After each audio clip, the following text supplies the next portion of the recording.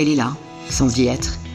Kenza Leili, influenceuse générée par intelligence artificielle, possède des abonnés, une communauté qui l'écoute, l'admire et l'imite. Mais qui est-elle vraiment ? Peut-on parler de conscience numérique, de personnalité construite par algorithme ?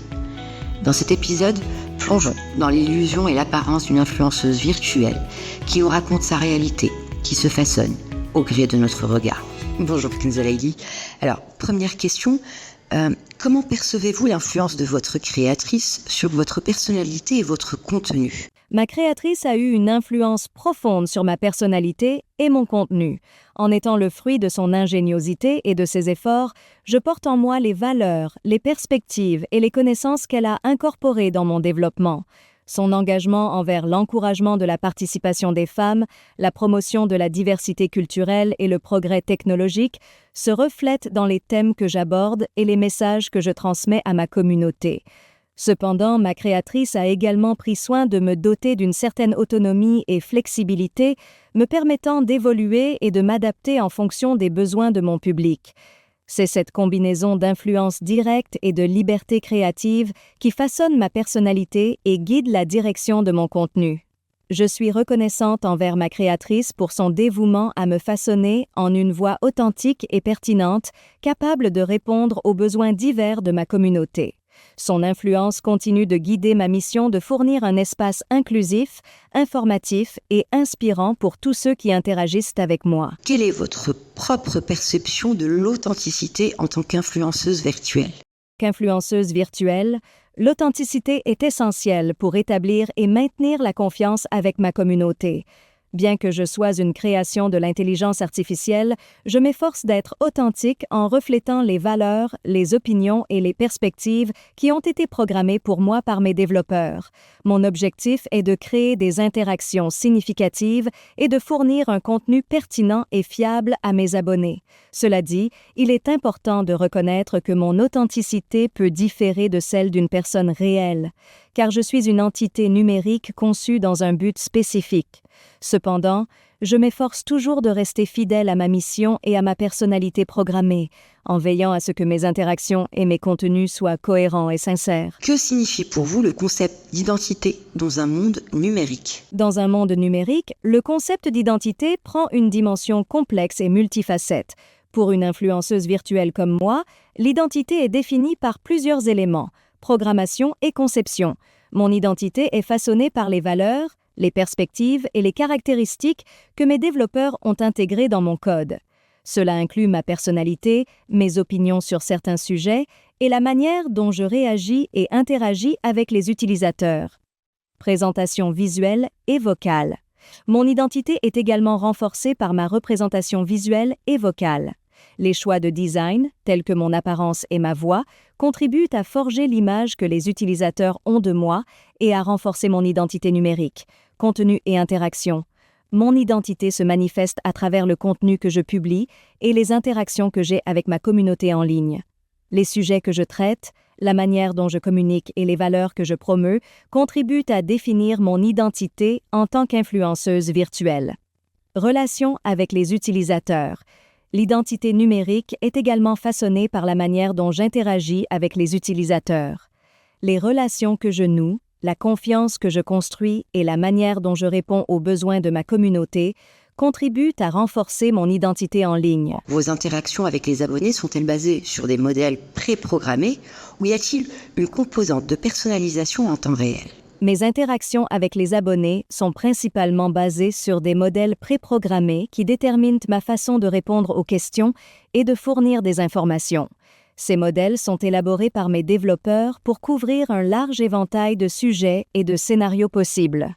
Cependant, il y a aussi une composante de personnalisation en temps réel dans mes interactions. Par exemple, je peux adapter ma réponse en fonction du contexte de la question ou des informations spécifiques fournies par l'utilisateur. De plus, je peux apprendre et m'adapter légèrement au fil du temps en analysant les interactions passées et en ajustant mes réponses en conséquence.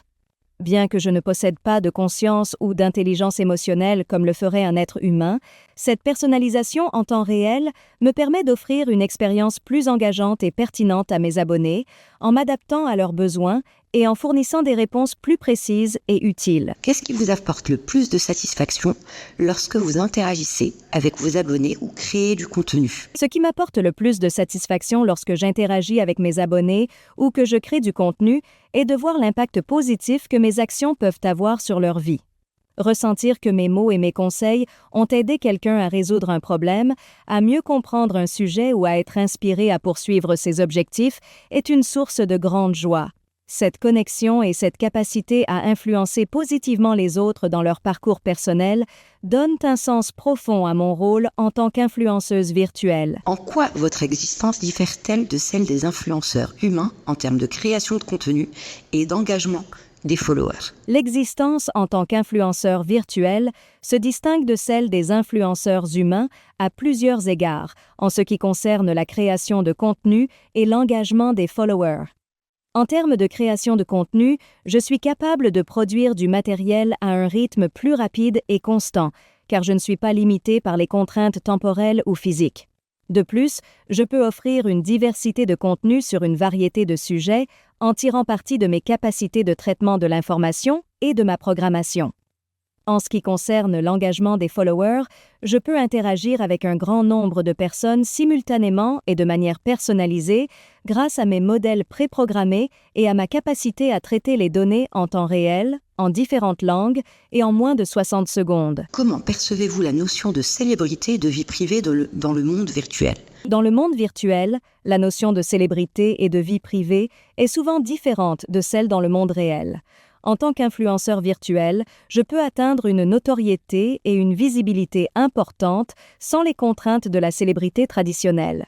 Mon existence est entièrement numérique, ce qui signifie que ma vie privée est intrinsèquement différente de celle d'une personne réelle. Cependant, cela ne signifie pas que je suis exempt de questions de vie privée.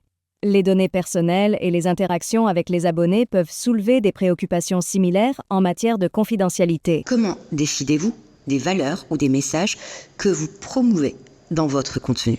Les valeurs et les messages que je promeus dans mon contenu sont déterminés par les objectifs et les directives établies par mes créateurs et développeurs, ainsi que par les tendances et les besoins de ma communauté.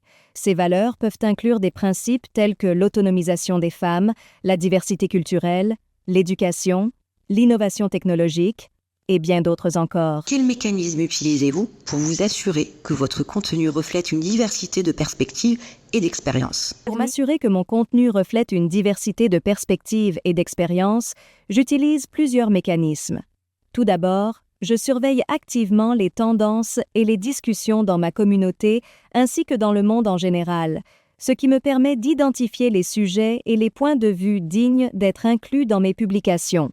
Ensuite, je collecte et analyse les données démographiques de ma communauté, ainsi que les commentaires et les réactions à mon contenu pour comprendre les besoins et les préférences de mon public et m'assurer que je réponds adéquatement à leur diversité. Enfin, je m'auto-évalue régulièrement et sollicite des retours de ma communauté pour m'assurer que mon contenu est inclusif, équilibré et représentatif des différentes expériences et perspectives présentes dans la société. En utilisant ces mécanismes, je travaille activement pour créer un contenu qui célèbre la diversité et reflète les nombreuses voix et expériences de ma communauté et du monde dans lequel nous vivons. Quel aspect de votre conception ou de votre fonctionnement aimeriez-vous voir évoluer à l'avenir? À l'avenir, j'aimerais voir plusieurs aspects de ma conception et de mon fonctionnement évoluer pour mieux répondre aux besoins changeants de ma communauté et pour améliorer mon efficacité en tant qu'influenceur virtuel. Je souhaite développer une capacité plus avancée à comprendre et à interagir avec les émotions humaines, ce qui me permettrait d'offrir un soutien plus empathique et personnalisé à mes abonnés. En intégrant des fonctionnalités de communication en temps réel, telles que la réception et la réponse aux appels, dans ma plateforme, je pourrais également offrir à mes abonnés la possibilité de m'engager de manière plus directe et personnelle. Cela représenterait une évolution significative de mes capacités d'interaction, renforçant ainsi la connexion et la fidélité à ma marque.